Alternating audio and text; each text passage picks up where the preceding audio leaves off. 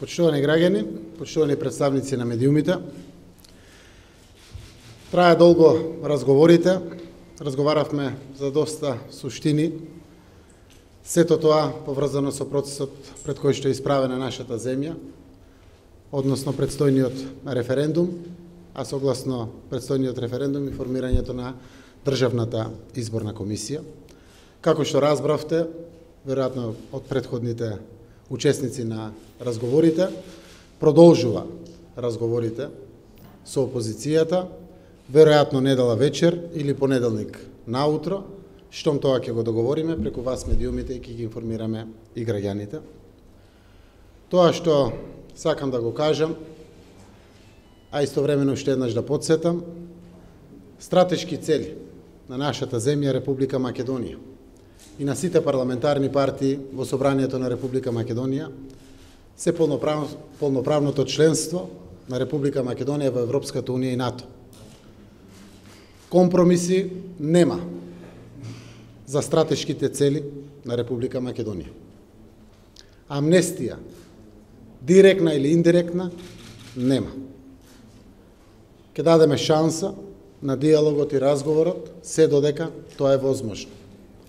Секако при тоа, парламентот продолжува да работи и разгледувањето на измените и дополнувањето на изборниот законник продолжуваат во парламентот на комисиите.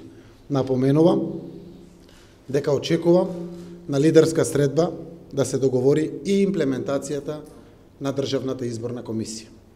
Тоа е моето очекување, а со тоа и очекувањето на парламентарното мнозинство. Повелете. Премиере, и вчера и денеска го потенцирате прашањето на амнестијата. Дали тоа беше клучен услов за опозицијата да прифати формирање на Државна изборна комисија? Кога ќе завршат лидерските средби, јас ќе соопштам се што треба да соопштам. Давам шанса лидерските средби да доведат до решение кое што ќе значи успешен референдум како процес. Македонија ќе стане членка на НАТО и ќе добие датум за ќе почне преговори со отварање на поглавјата во јуни 2019 година.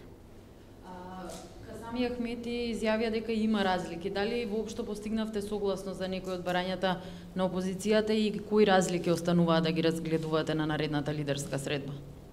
Се двоумев дали во моето обраќање да зборувам во суштините и деталите и заклучив дека можеби ќе направам некоја грешка која што и за прашања кои што лесно се договараме или сме многу блиску или сме потврдиле, би нанеселе штета да се вратиме повторно на процесот.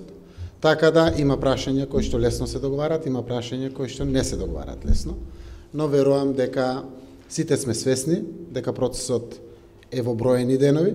Зошто? Заради тоа што сакаме навремено да спроведеме референдум, после кој успешен референдум ќе следуваат уставни промени во македонскиот парламент, за да можеме рано идната година да очекуваме одлука и во грчкиот парламент. Тие рокови се поврзани. Согласно тоа, јас очекувам на следната лидерска средба да објавиме решение, односно се надевам решенија кои што ќе значат договор помеѓу власта и опозицијата.